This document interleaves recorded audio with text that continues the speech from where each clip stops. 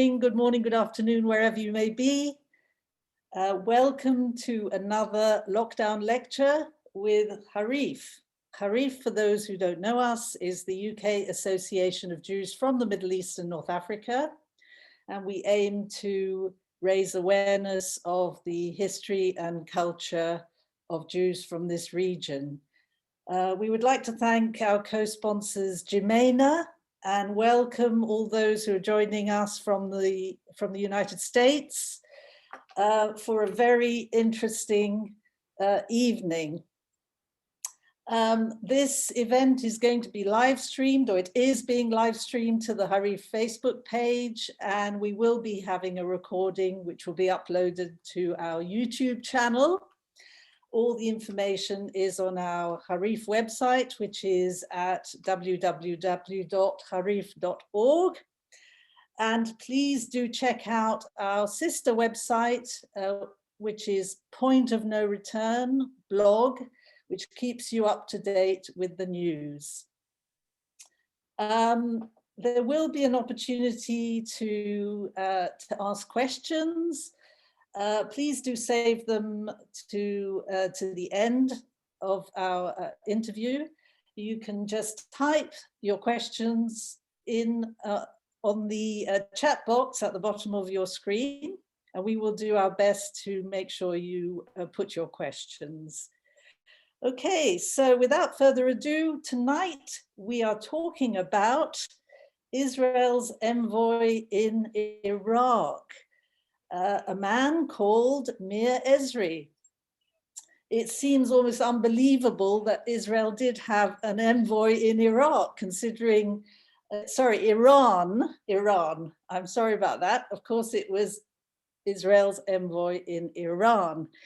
It seems almost unbelievable given everything that has happened in the last 40 years, the Islamic Revolution, and the hostility that Iran now displays to Israel. In fact, it wants to get rid of Israel. It wants to destroy Israel. It seems unbelievable that at one stage Israel did have an envoy in Iran. But to find out more about Meir Ezri, who was a remarkable character, I'm very privileged to have with us here tonight his granddaughter, Efrat Sopher. Meir Ezri was actually born in Isfahan. He was appointed by Prime Minister David Ben-Gurion as Israeli ambassador to Iran and served for 15 years, from 1958 to 1973. And his achievements included assisting fleeing Iraqi Jews and marshalling aid for the Qazvin and Shiraz earthquake survivors. And the Shah awarded him the highest decoration, the Taj. He developed cooperation in many, many fields. And so without further ado, I will introduce Dr. Efrat Sopher. Dr. Efrat Sopher lives in London. She wrote her PhD thesis on Israeli foreign policy towards Iran, 1948 to 1979.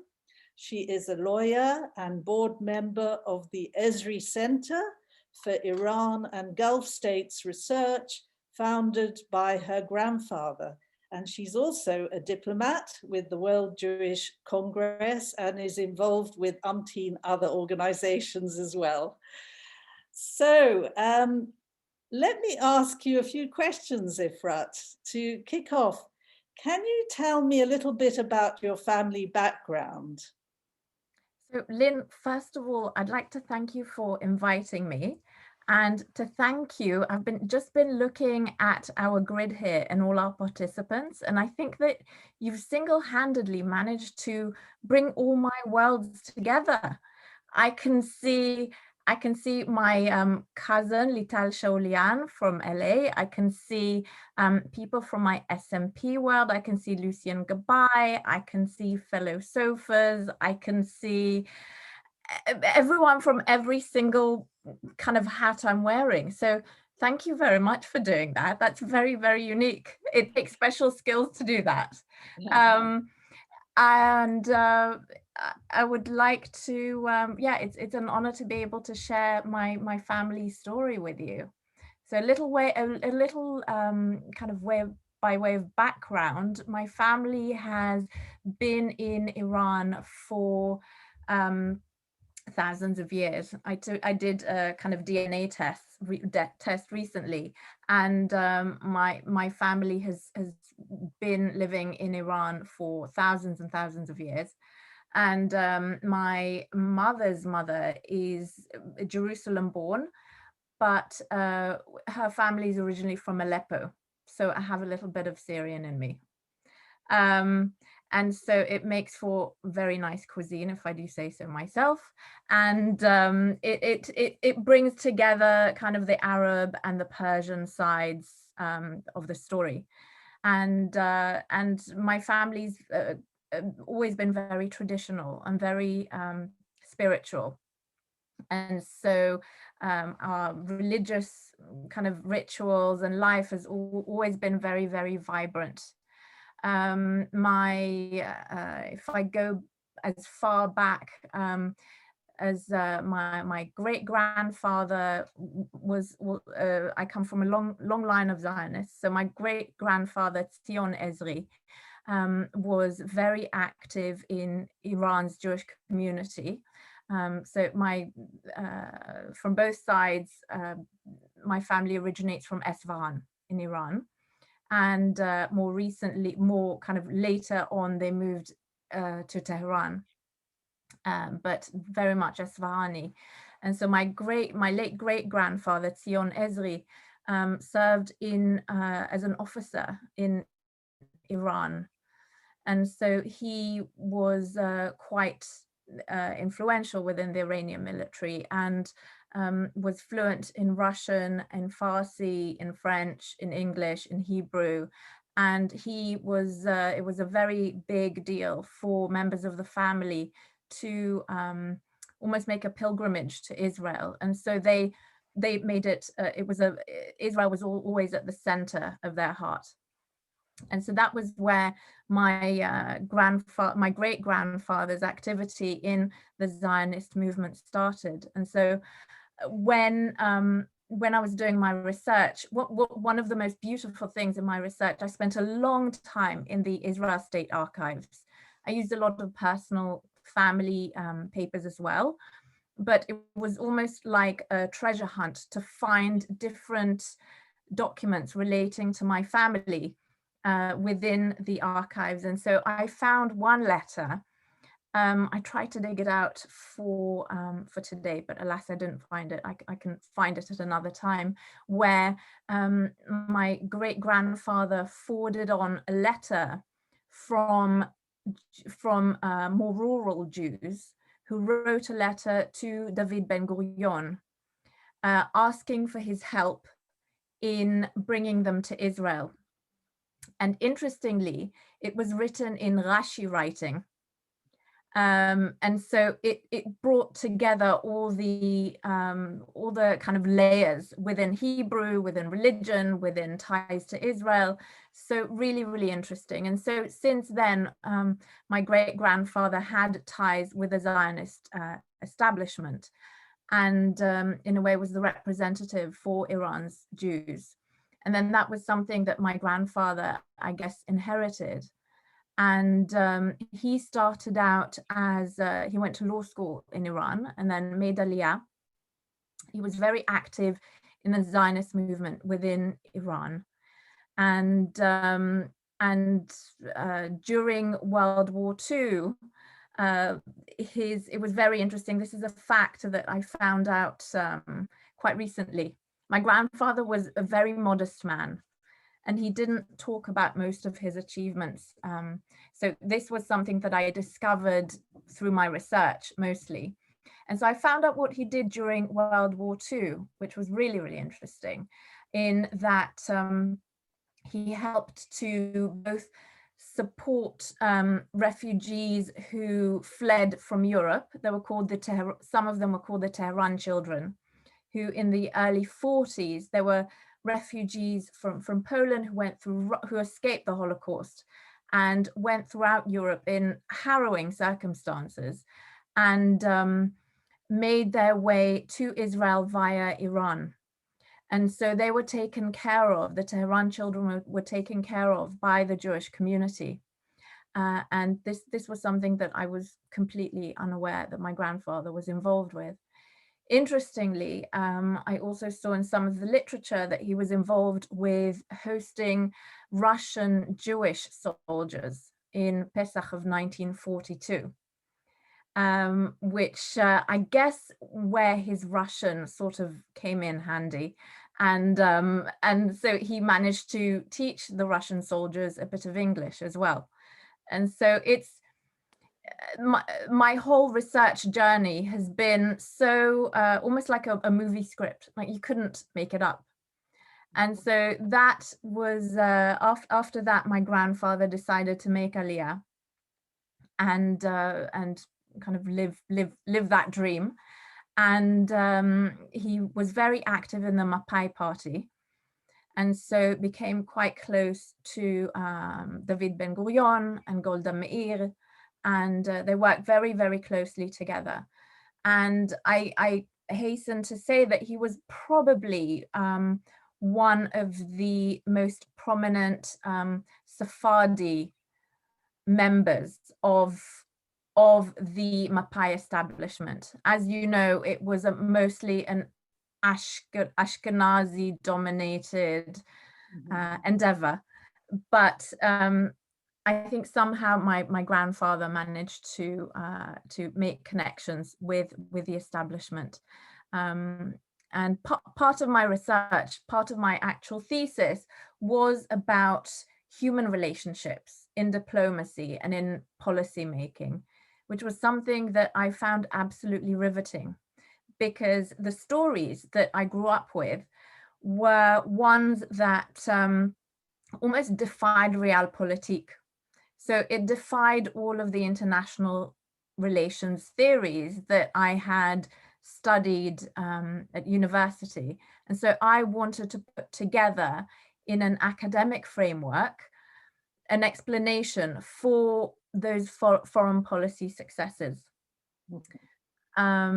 Yeah, and so that kind of brought me to my grandfather's story and to the context and to the opportunities that I saw, because this was a time where Israel was just established, and so there was no diplomatic rulebook. It was fascinating, and so these young pioneers wrote the rules. And so when you hear stories, for example, of the Aliyah of Iraqi Jews from Iraq to Iran, in the earlier stages, before Iran recognized Israel de facto in March of 1951, which is a story in itself, the arrangements that had to be made for the Iraqi refugees escaping were unimaginable. And so, and there are a few really wonderful characters who are involved in that story, where, first of all, in a bit of context, the Aliyah of the Jews of Iraq really focused Israeli foreign policy into the Iran route, because at the beginning, the foreign policy makers saw peace with the Arab world as the goal to target all of everyone's efforts.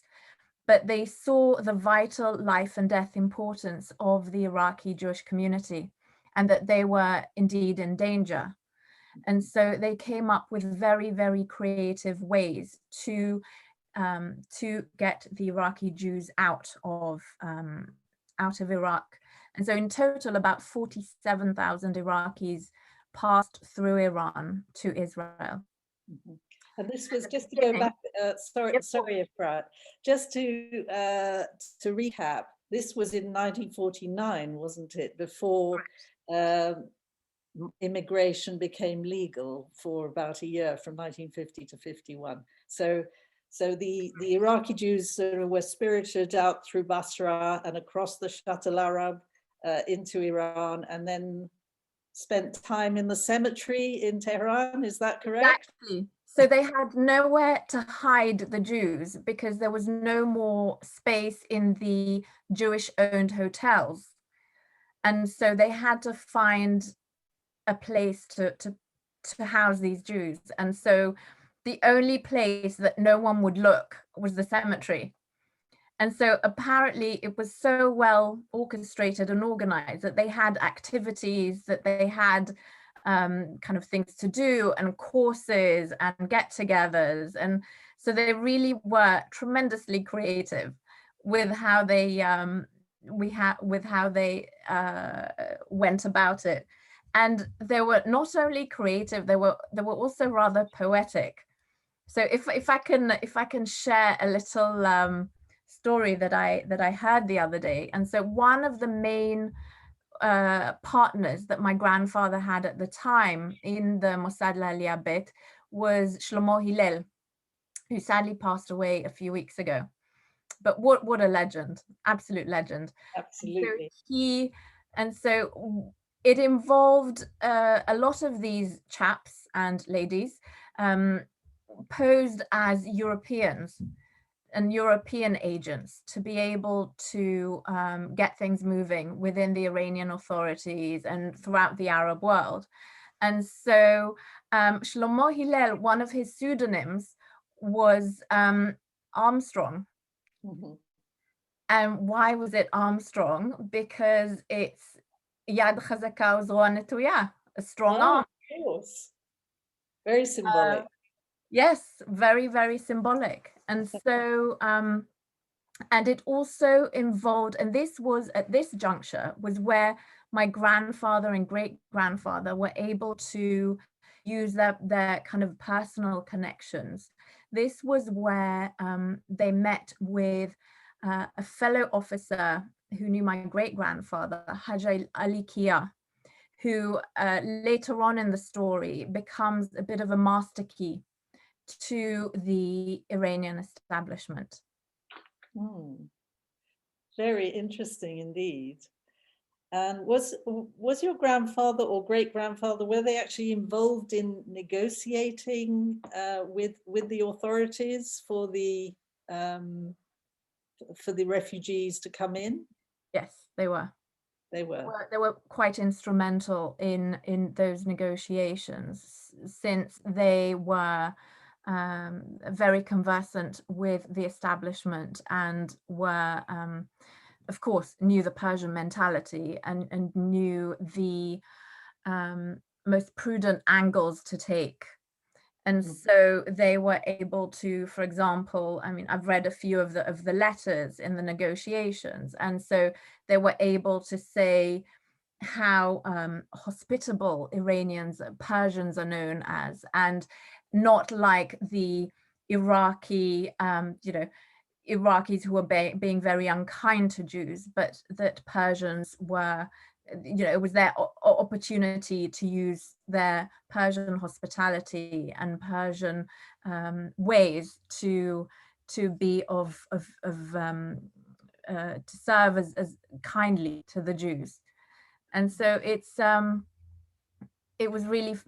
fascinating to see the importance of those human relationships and knowing the mentality. And this is something that I think is a bit of a hidden jewel within Israel's foreign policy arsenal, if you will. Right. So your grandfather comes on the scene in the 1950s. And how did he get involved again with Iran? I mean, presumably he wanted to go on Aliyah and settled in Israel. And what pulled him back to Iran? So David Ben Gurion pulled him back to Iran, and he called him into his office in Tel Aviv. So you can still go visit the museum in Tel Aviv where his house was. And so my grandfather actually kind of took us one day and pointed out at which table Ben Gurion said kind of he made him a cup of coffee and some eggs, and they had a chat. And Ben Gurion said to my grandfather, he said, "Your mission is very simple, Meir. Whatever is good for the Persians is good for the state of Israel." And this was when he was sent out to establish diplomatic relations with Iran. And so he set out, and thanks to his connections with the wonderful Jewish community in Iran, he was able to slowly get the ball rolling with establishing diplomatic relations. What were the main challenges, would you say, that he had to face at that time? Well, there were a few challenges. First of all, there was on the macro level, there was the challenge within the Iranian establishment of whether they wanted to connect with the Arab voice. Having diplomatic relations with Israel would have been hugely problematic. They would have to go out on a limb. So there was that, and there was a lot of mistrust within the establishment. So my grandfather was followed by the Savak for a very long time until he was called in to a meeting in 1958, but thanks to his cover as a journalist, I think I sent you a photo of his press card. Yes, we can have a look at that in a minute, just to say. Shall we have a look at it now? Sure. Hang on. Host disabled. No, give me a second. I wasn't aware that you can suddenly do that. All right, we have our technical advisor here, Lawrence. He's excellent. Just getting the screen share sorted out. Don't have screen share because then we've got other people looking to share their screen. You can share the screen now. Okay, so on the screen.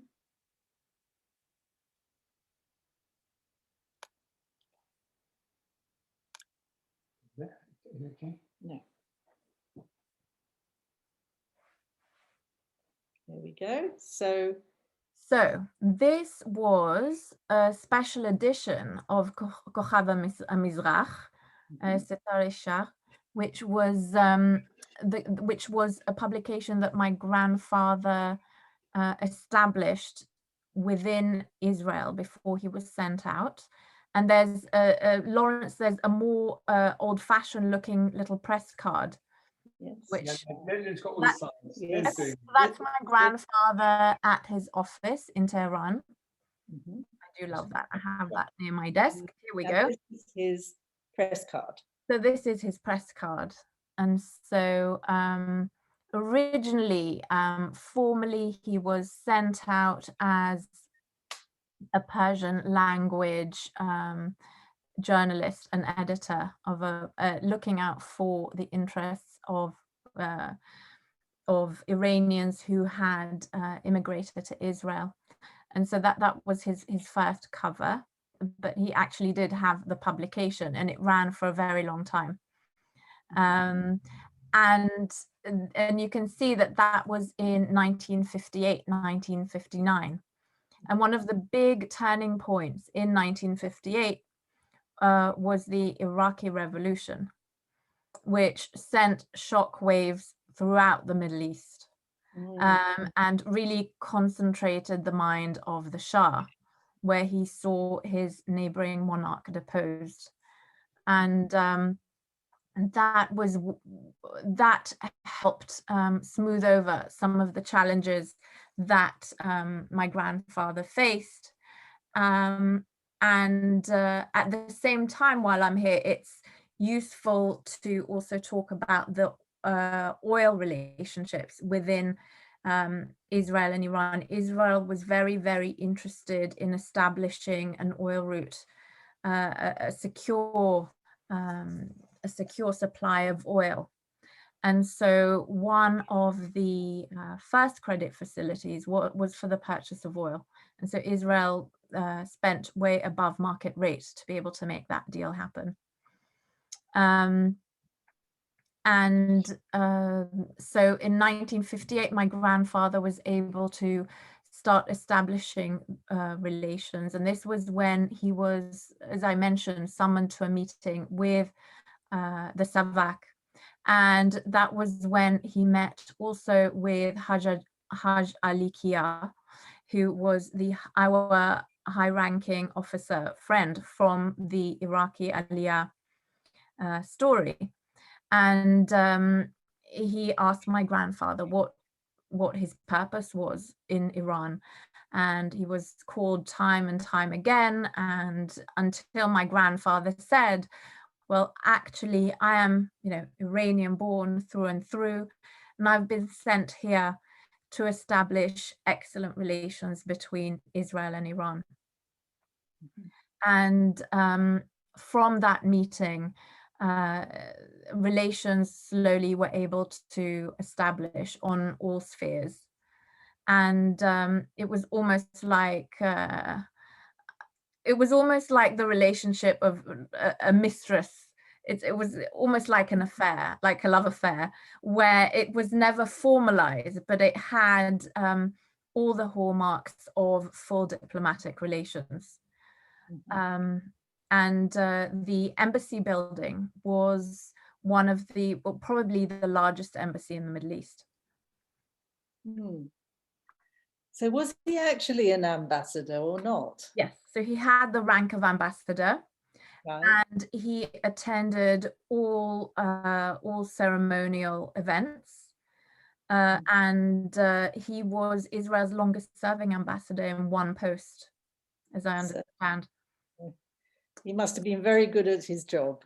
He was rather good at his job. He was superb. So this was when my grandfather received the gold coin from the Shah on the occasion of the Persian New Year. And this was an honor bestowed on the most trusted Iranians. And it's little known that at the end of my grandfather's tenure, he received a job offer of becoming the agricultural minister in Iran. How amazing is that? Which he politely refused. So it was all right for an Israeli to become a minister in the Iranian government? Well, I think they also saw him as an Iranian. They saw him as an Iranian. And I think they saw their interests as aligned under my grandfather's tenure. So it was interesting the way he was seen and the way that he was perceived. And I think that was something that was quite important, that was very important, I think, from Israel's perspective, that the Iranians were able to interact with my grandfather and felt comfortable doing so, to the benefit of both countries. And so there were intelligence agreements. There was oil. I mean, Israel imported 98% of her oil from Iran, including war times. So including during the embargoes of 67 and 73. And there was there was a lot of military trade going on, and a lot of development and academic cooperation, and the relations really were extremely close and extremely warm. And one of the major turning points, so this is Qazvin. So this is a photo from Qazvin. So my grandfather is first on the left, and on the right you have the Shah of Iran with his magnificent wife, Empress Farah Pahlavi. And so during the earthquake of Qazvin in 1962, Israel was the first country to offer help. So my grandfather phoned the Iranian Prime Minister and presented the expertise of Israeli experts and Israeli aid, and tons of aid was already on the way. And so Israel's aid was the first country that actually reached Iran.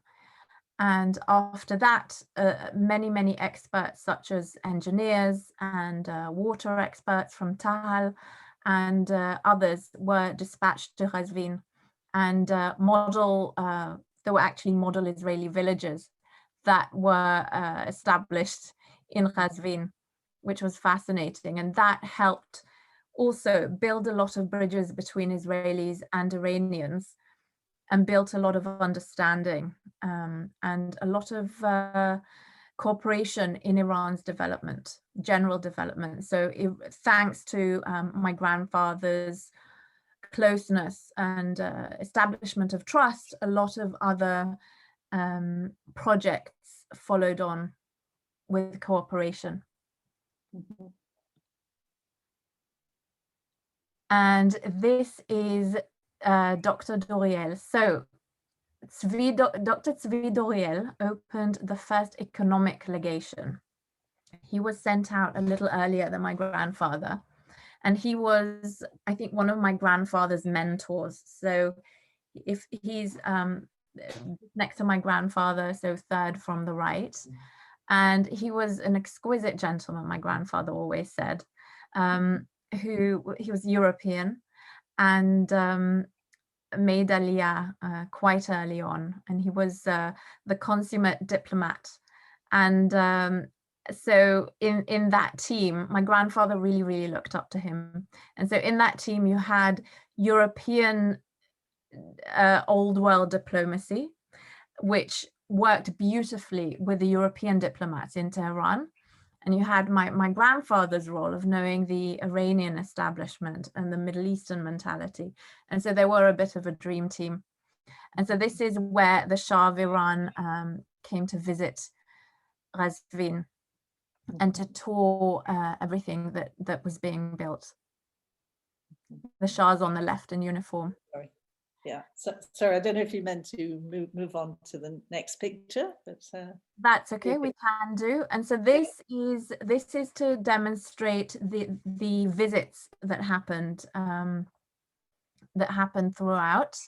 Ben Gurion and Moshe Dayan and Golda Meir made several secret trips to Iran, and many Iranians came to visit Israel.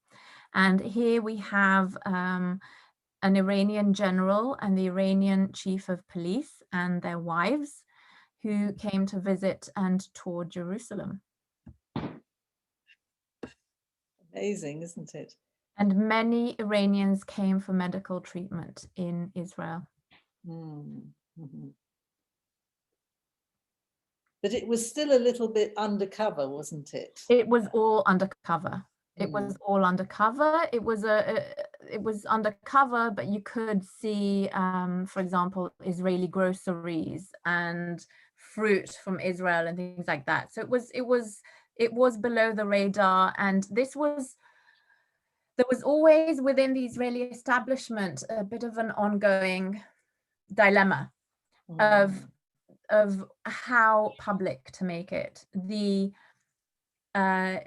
Israeli Foreign Ministry was very much intent on making the relations as public as possible, but the Iranians preferred to keep it secret, understandably, although there were moments when the Shah was very comfortable in almost asserting Iranian influence and sovereignty over Iranian foreign policy in declaring, once the Shah made a declaration in a news conference saying that Israel has the right to have relations with whomever Iran wants to hold relations with, after Nasser tried to berate him for having relations with Israel.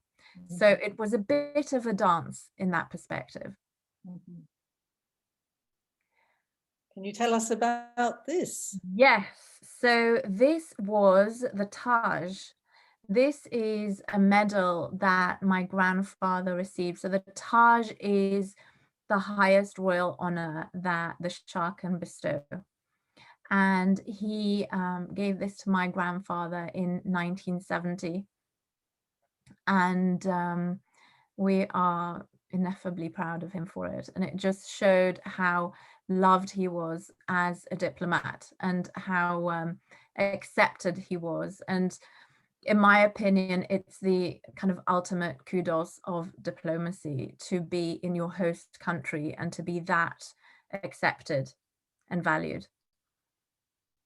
Absolutely amazing. So your grandfather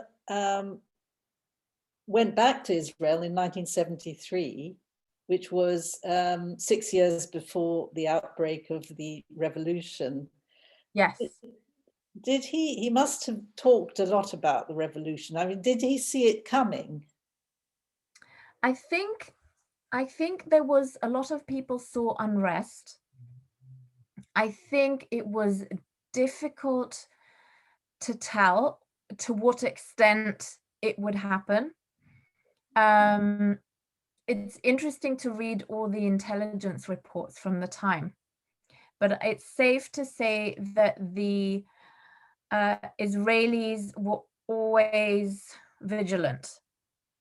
The Israelis were always vigilant, and always there was I once interviewed Nachik Navot, who also sadly passed away a few weeks ago, where he was the Mossad station chief at the time. And he said that he always had the exit plans in the ambassador's desk. And so they and whether that's, whether that's Mossad successful planning or whether it's just vigilance, it's I think they wanted, I think it was hard to tell, but I think it was the Israelis who saw it first, and it was devastating for the Jewish community. It was because the Jewish community was a thriving, vibrant community and a very valuable part of Iran. Absolutely. Well, as one who had relatives living in Iran at the time, I remember my own family had to get out pretty quick. And actually, I had an uncle who was trapped in Iran for about 5 years and couldn't rejoin his family for that length of time. Can you tell us what Meir Ezri did when he went back to Israel? I presume he founded the institute that's named after him. Yes, so Meir Ezri, when he went back to Israel, was very, very active. He was active till the day he died, really. He was always working, always building bridges. He founded the World Organization of Iranian Jews. He was, philanthropy was very, very important to him. And so he did a lot of philanthropic work that we had no idea about. He built many synagogues. Again, spirituality was very, very important to him. So many synagogues and yeshivot. He wrote a lot, and also advised many, how shall I say this, government bodies and security services on Iran. And was a wonderful, wonderful grandfather. He really did teach me a lot of what I know. Right.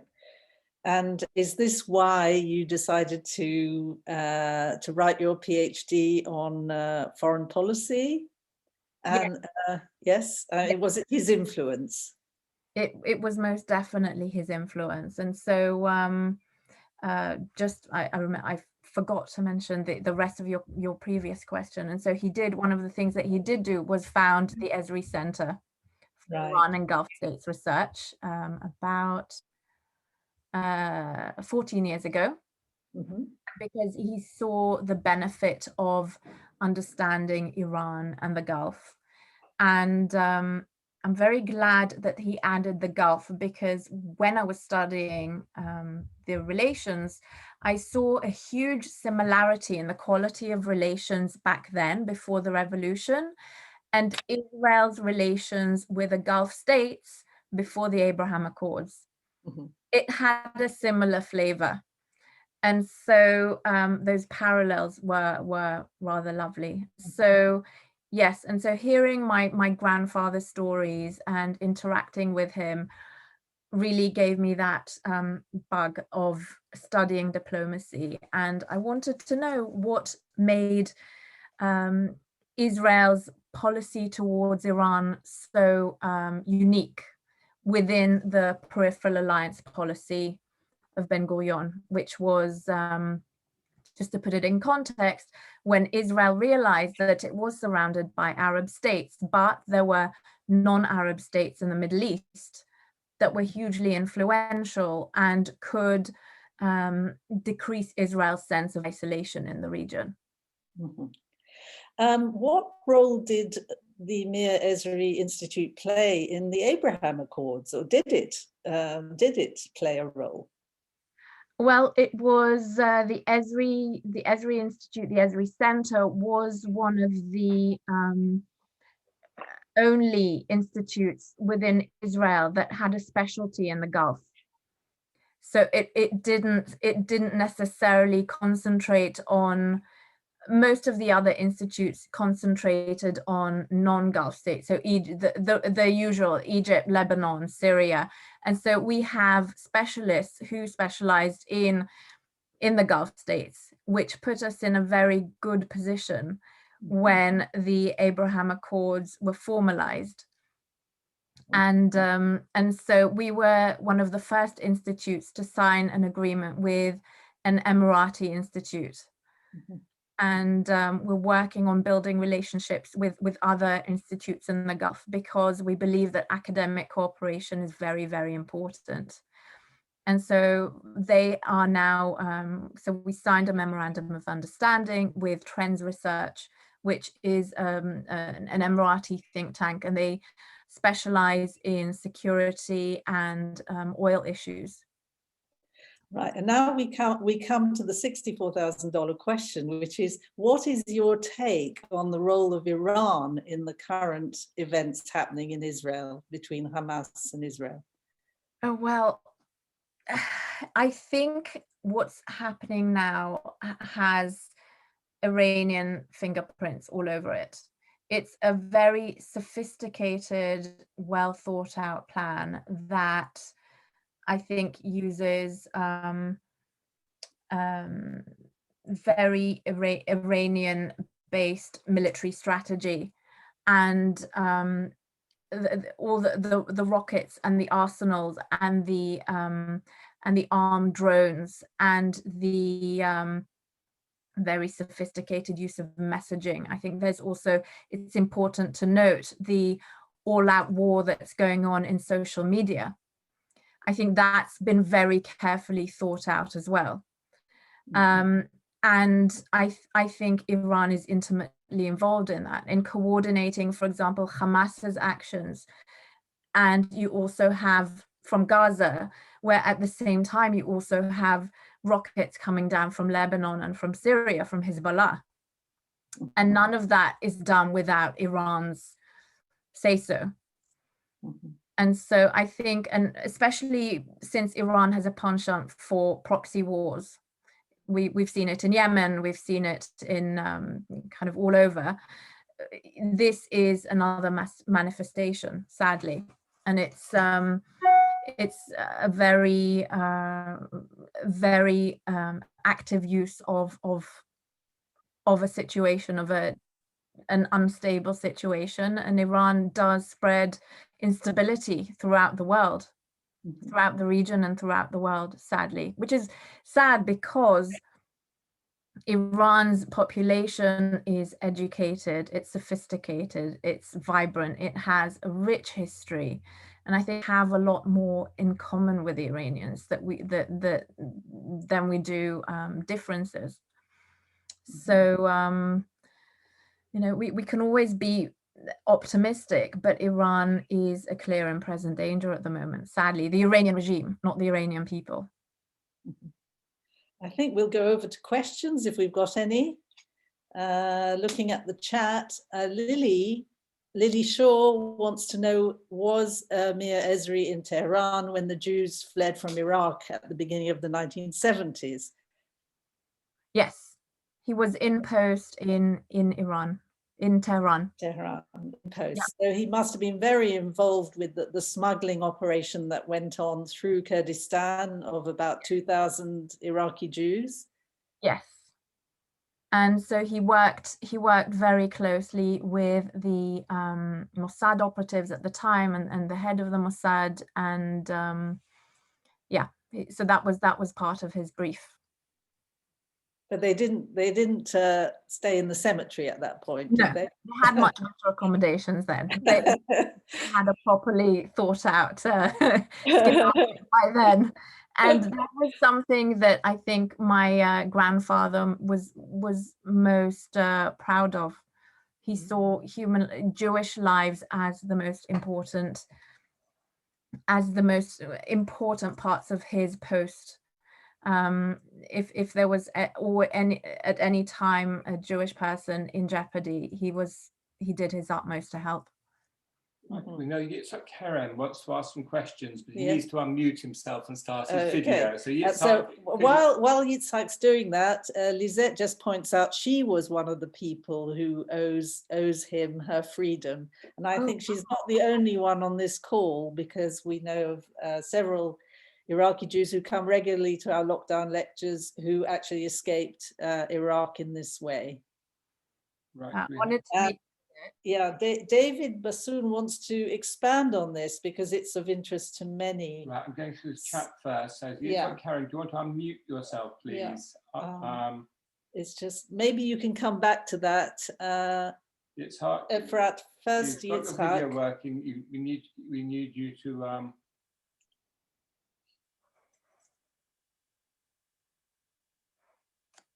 No. Yitzhak, we've got. No, Yitzhak.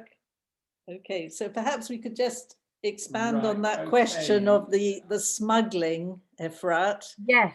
Is there anything more you can tell us about it? Yes, I think we should do a different lecture on that. That's like a topic in itself. But the smuggling in itself at the beginning was fascinating, on how they managed to get planes from to be able to transport the Jews from Iran, from Tehran to Israel. And they used to have to, first of all, to get the planes, they used the Jewish network. So there was a very sympathetic French pilot who obliged, and I remember seeing the kind of flight paths and the destinations of the different planes.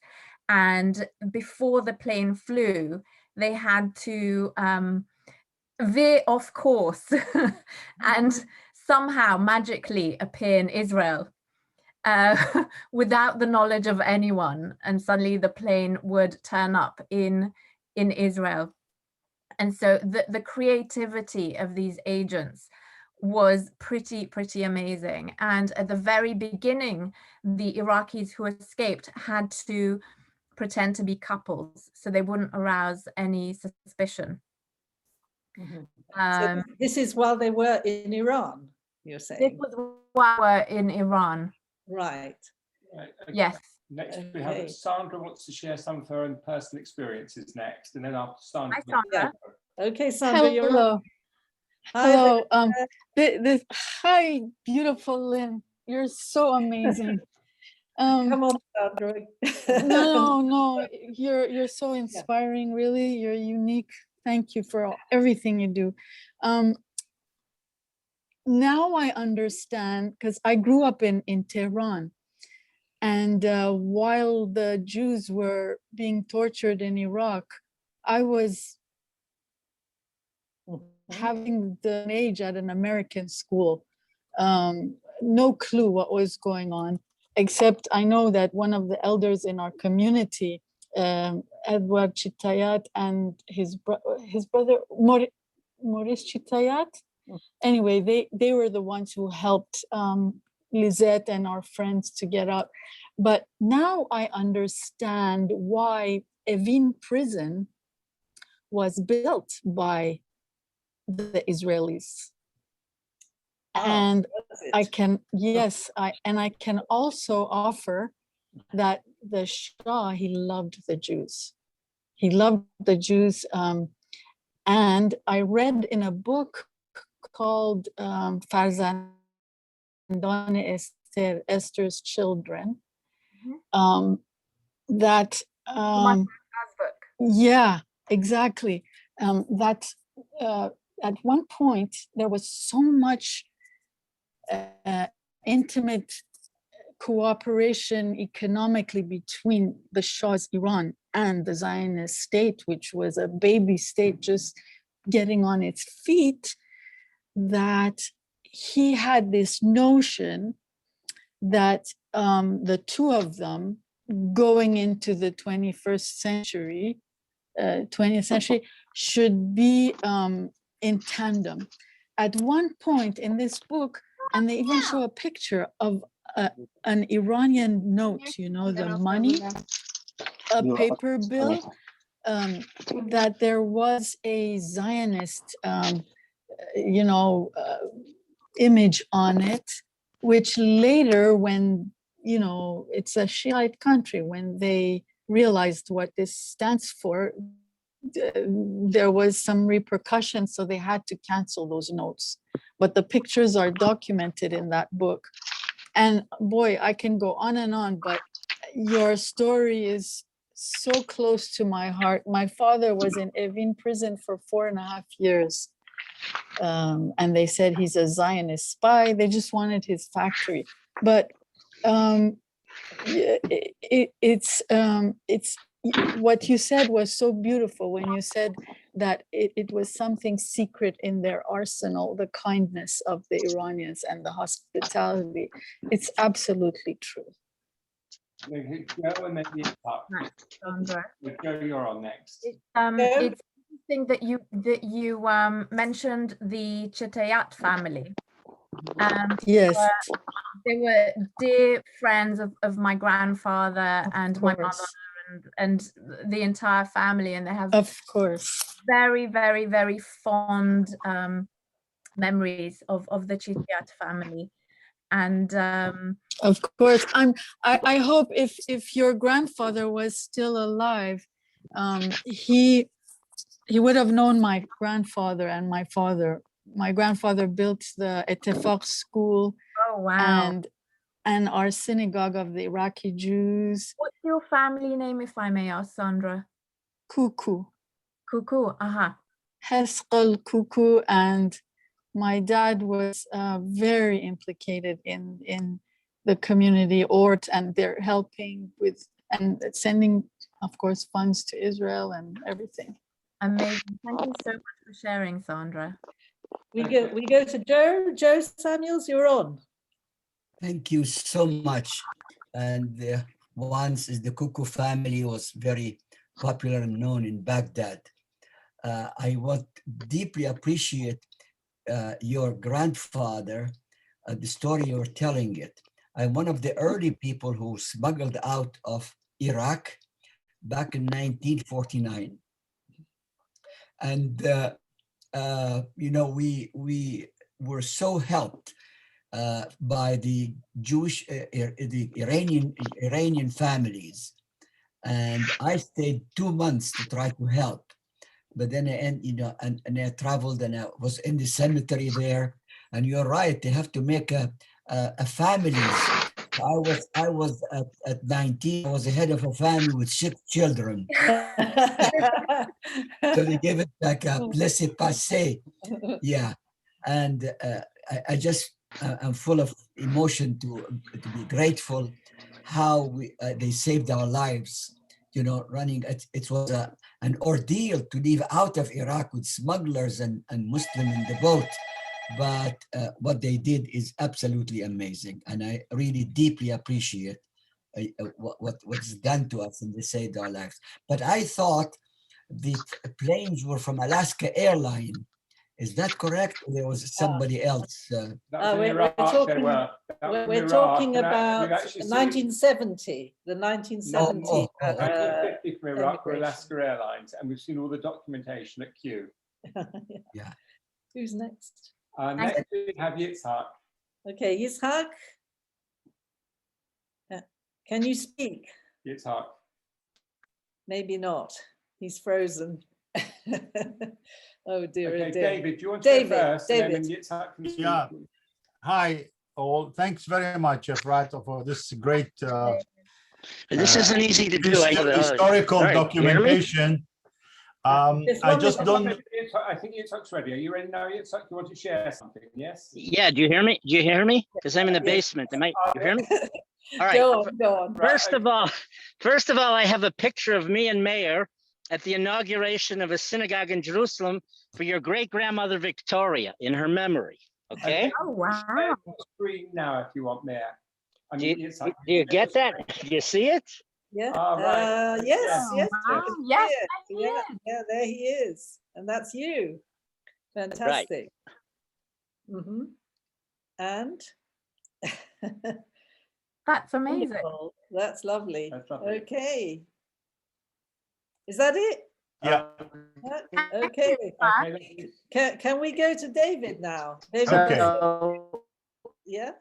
Sorry. Okay, Efrat, thanks very much for this great documentation. Meir was a phenomenal man. He also donated. Yeah. Well, all right. Yitzhak, I think your signal is not very good. We're going to have to mute you again. Sorry about that. I have muted Yitzhak. I don't know how he's speaking. He's muted. Okay.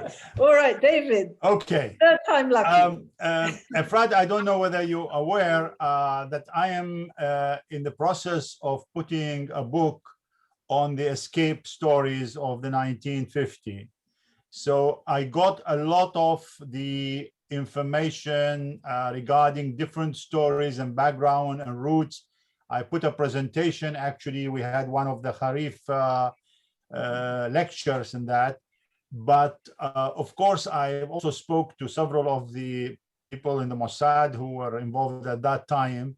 But unfortunately, we missed the first account of your grandfather and someone, and like Sandra just now mentioned about Saleh Chitayat. So I would welcome on a kind of a separate thing that if you can, we can, talk and try to document all that information, because it's bits and pieces, kind of, you hear it from there. There's some misconception. There are a few other stories, and slowly I am building like a detective story of actually what happened and what could have happened and could have happened better if people followed some of the already arrangement. Probably you were aware, or your grandfather was already preparing all this thing. So this is going to be a very important documentation, aside from the stories themselves, which has kind of a personal nature to them. I need to put the overall pictures and the roots and the background in Israel and Iran and all this kind of thing.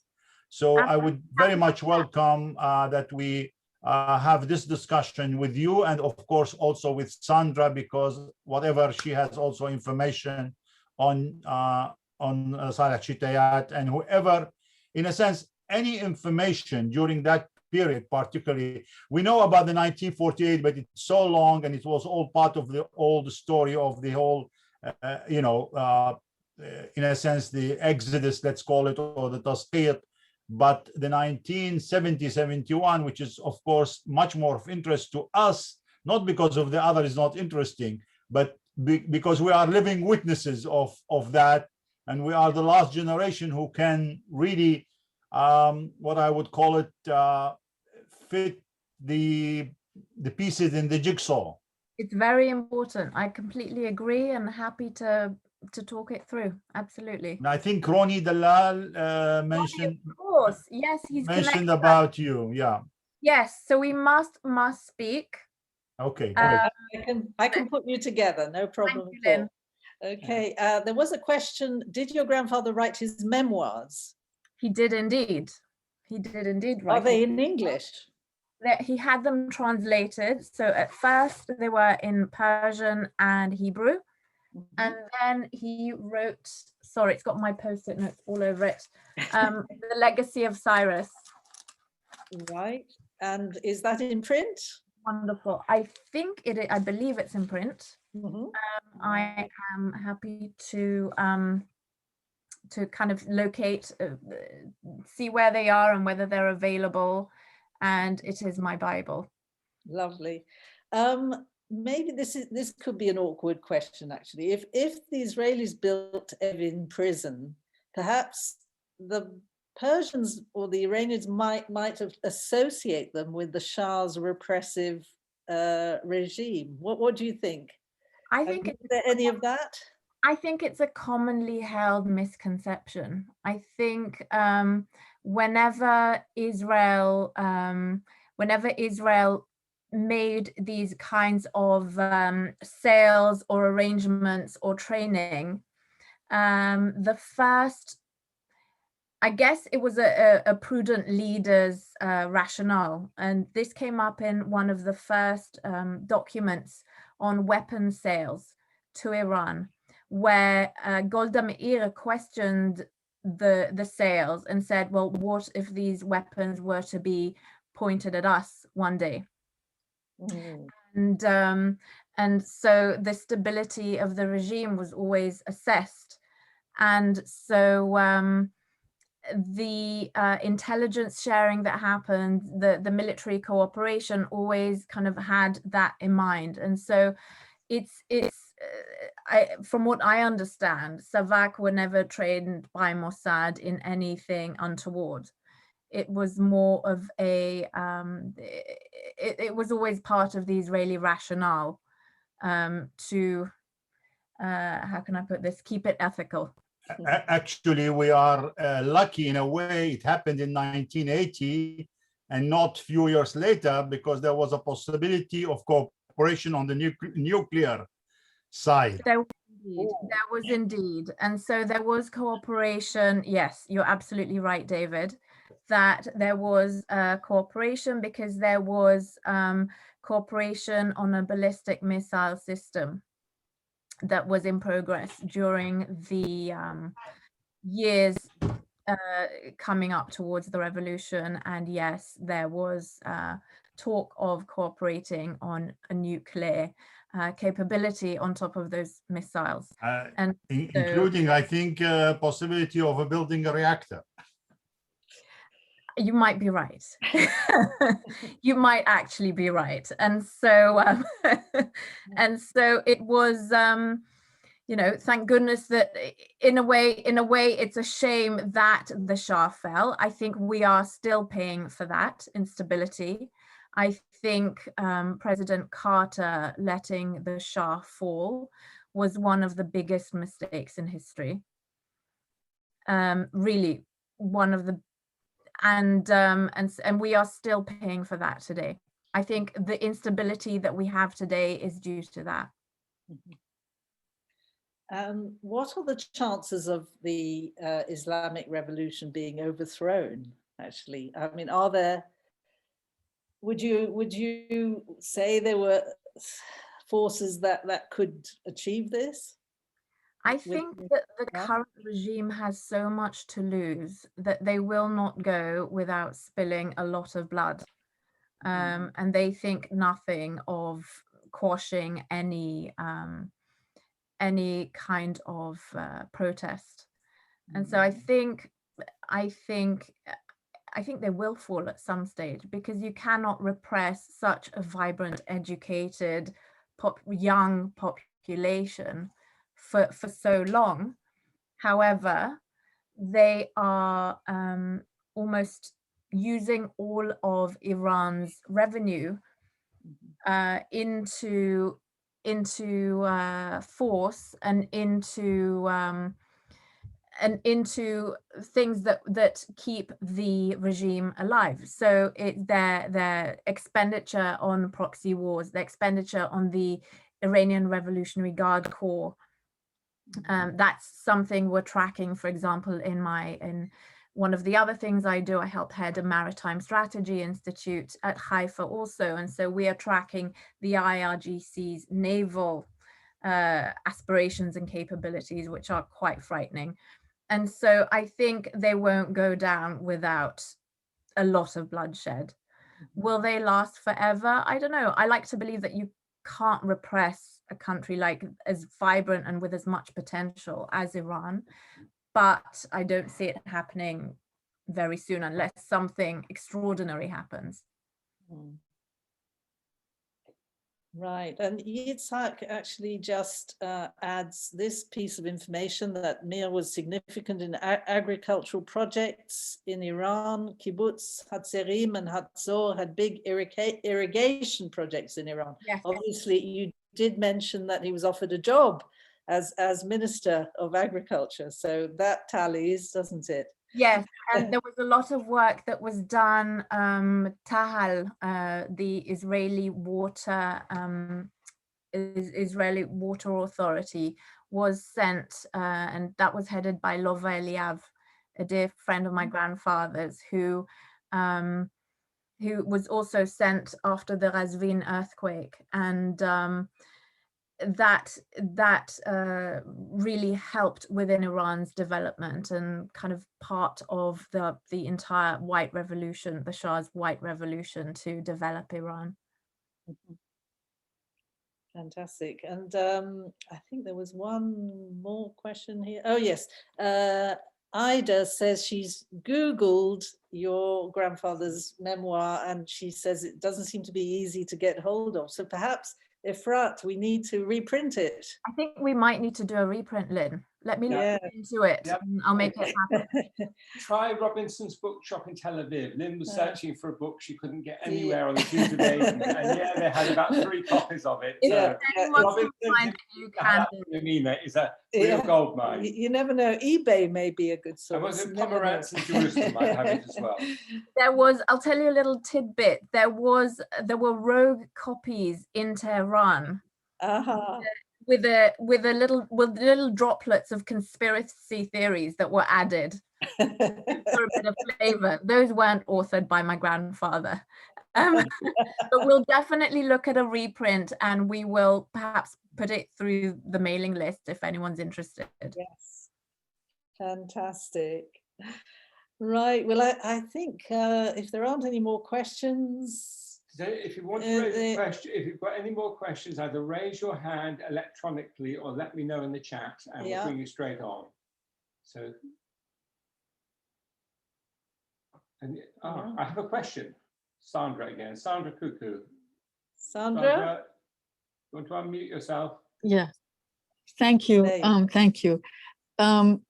Reading the book, Let There Be Water, about the Israeli technology and the genius of it and what they've done to make Israel green.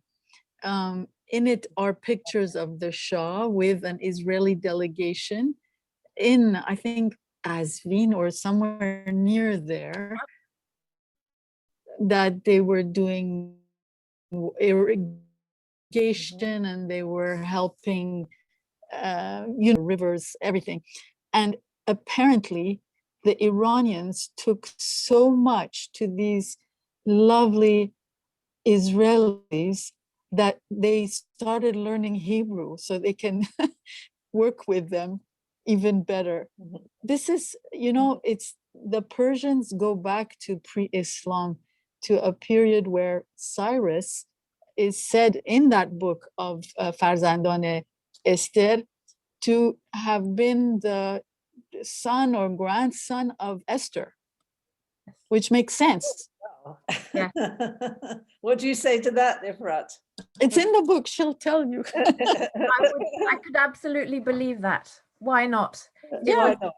And it's interesting how, and it's interesting that you say that, because Esther and Mordechai have legendary status without people knowing the Purim story. Yes, in Iran. And I learned that a really interesting way because I had the honor of speaking at the UN Human Rights Council a couple of years ago on behalf of the World Jewish Congress. And it was around the time of Purim. And I shared that Jews were in as grave a danger from Hamas and Hezbollah as they were at the time of the Purim story, as the ancient Persians jeopardized Jewish life. And after I finished my speech, I was mobbed by the Iranians, and I was able to have a little chat with them in Persian and to say, well, have you heard of the Purim story? And they said, no, what's Purim? And I said, well, have you heard of Queen Esther and Mordechai? And they said, Hatman, like, of course, you know, we visit their tombs and, you know, it's very important. And I said, well, actually, and then I told them about the Purim story, and the penny dropped. And it's that kind of knowing the kind of cultural, historical context to be able to change that mindset. I was probably the first Jewish person that this lovely Iranian man met. And so afterwards I was getting greetings from Tehran or Ruz greetings, and it's that's the magic of Esther. Fantastic. Right, Shula Spain wants to ask a question now. And Shula, do you want to start your video so we can see you? I just tried to, I'm sorry. There you go, we can see you. Okay. I knew the Shaliach of Keren Kayemet in Iran. He was called Dr. Emmanuel Dayan, and it must have been in the early 60s. And he told me a very strange story, which I think would indicate how old the Iranian Jewish community really was. He was originally from Romania. He was not religious, he would eat not kosher, but he had a terrible fear to eat something he didn't know, and he didn't know the Middle Eastern cuisine. So when he was invited to one of the families in Tehran, he basically said, oh, you know, I cannot come because I only eat strictly kosher, because he was afraid to eat things he would not be able to find okay. And they said, don't you worry, we are strictly kosher. It's no problem. I mean, don't you fear, and so on. And he got to this family and he told me the story that they offered a liver in milk. Oh. And he said, goodness, you know, I can't eat here. And they said, don't you worry, but this is kosher. We didn't cook it in milk. This indication that the Iranian Jewish community did not follow the regulations exactly as the Ashkenazi community then developed, that one had to separate milk and meat so strictly. I don't know if, I mean, I cannot doubt that the story is true. Unfortunately, he and his wife no longer are alive. But I found it a very interesting little snippet. Yeah, very interesting. Thank you for sharing, Shula. As far as I'm aware, I mean, at my family's house, milk and meat was always strictly separate. So I don't know, maybe that was a unique family. Interesting. Yeah, I think we're back to Yitzhak there. All right. I'll try to be quick because I have a low battery and you're probably at the end of the Zoom. So Meir was very important in Israeli-Iranian relations, also in agriculture. The Nimrodis were more important with the military affairs. That wasn't part of the discussion now. But Meir, what? Yeah. But please go on. So you come from, as you said, an old family from a Zionist family from Isfahan, also a rabbinic family of several generations. And your uncle Ben-Hur Ezri also wrote a book about from Isfahan to Yerushalayim. So Meir, he established schools and yeshivot in Yerushalayim, also synagogues. And unfortunately, you know, he had a painful ending. But your uncle is on my board to establish a Sephardic museum. Your Yoram is not so into it, but I had to say that.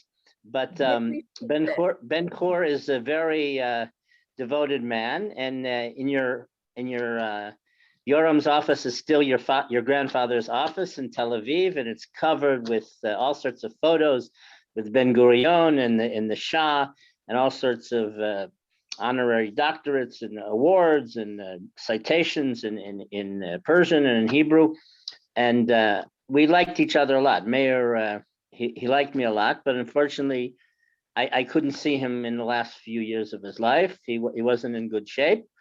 And it was a major contribution to donate the money to Haifa University for this chair and department. And obviously, you've told things that we don't realize, you know, behind the scenes of important collaboration and projects. And we'll remember Meir. And also Meir not only was active in Iran, he also was instrumental in illegal immigration and immigration from North Africa. That's another episode. So I look forward to reading your book also. Thank you, Yitzhak. I really appreciate that. Well, thank you very much for that, Yitzhak. It's amazing how all the different, you know, parts of the puzzle come together, you know, different aspects of the same man. So I think on that note, we will. Does Ralph want to say? Ralph, I see a waving hand. Ralph, where are you? Ralph, I saw. Ralph, are you there? Well, I could go find him. He didn't say in the chat, and he didn't do it in anything else. I can tell you an interesting story while we wait, Lawrence, if you like. Unmuted, Ralph. Yeah. And your spotlight is on. But we want the story as well. Don't worry. Yeah, and not about football. Ralph only talks about football. Can I just say? Yes. Because we're closing, I thought I'd give you a piece of news. I don't know whether I should apologize or not. But it says here, I read the text I got from Morocco. The King of Morocco, Mohammed VI, yesterday, the King of Morocco issued a royal order in which the flag of Palestine is prohibited from raising the whole national territory. The penalty is 5 years in prison, and so far 50 people have been arrested. Well done, the King of Morocco. Isn't it great? That is amazing. Yeah. Thank you for sharing, Ralph. Yeah, amazing. Okay. Thank you for that, Ralph. Lily Shaw has also raised her hand. So Yeah. Lily, you should be on. Yes, hi. Thank you, Efrat, Hi, for Lily. this talk. I have a question about the Polish refugees who are located in a camp, a Polish camp in Tehran, or I don't know, I think it was in Tehran. Are there any documents or correspondence or letters about the refugees? Or because I found something in the archive, the Jewish archive in Washington, that two of the Polish refugees were invited to work in Meir Ezri hospital in Baghdad during the World War II. So they especially invited them to work, and they got for them the community, of course, the Jewish community, the management of the Jewish community. They got for them permission, work permission, and entrance permission to Iraq. So this is a very a subject that interests me a lot. it's fascinating. There are a couple of books on the Tehran children, and Lynn, Not the children, not the children, not the children. The community, The camp, yes. camp, yes. And so there's one I book. think that the children were separate. I mean, they were So separate, and they were, yeah, okay. Have you read this book? Oh, Yes, it mentions the Tehran children, an excellent book. We I did have read Riva to speak to us a few weeks ago. And there's a passage about the Polish refugees there also. Yeah, absolutely. And I think Yitzhak has pointed out that several books were written on this subject. So maybe, Lily, you'd be able to find more information that way. Okay, so I think if we've come to the end of the questions, it's time to wrap up. I'd just like to thank you so much, Efrat, for a most wonderful interview. I wish you luck with all your diplomatic endeavors, wearing all your different hats. I'm sure we'll be hearing from you one way or another in the near future. Just remains for me to thank everybody for coming from wherever you are. Those of you in Israel, please do stay safe. Our thoughts are with you. Just to say, next week we are not having a lockdown lecture on Tuesday. because it's our wedding anniversary. Nothing to do with that. But we would like you all to come to our 80th anniversary commemoration of the Farhud, which is going to be on Sunday. And that is being organized jointly with the Spanish and Portuguese Synagogue in Montreal. And of course, Sandra, I know you're going to be there, and several other people. Well, I hope hundreds of people will be there, because 26 different organizations are supporting this event, including the Spanish and Portuguese Synagogue in London. And at last, the Board of Deputies. Again, all the information on the Harif website. So thank you very much again, everybody. Thank you, Efrat. Thank you so much. Good night, everybody. Right, Lily Shaw asked one thing. The book was by Riva Simon, and you can Riva Simon's, all her books are available on Amazon. Yes. Okay, are you unmuting everybody? I'm going to stop the recording first. I'm allowed to.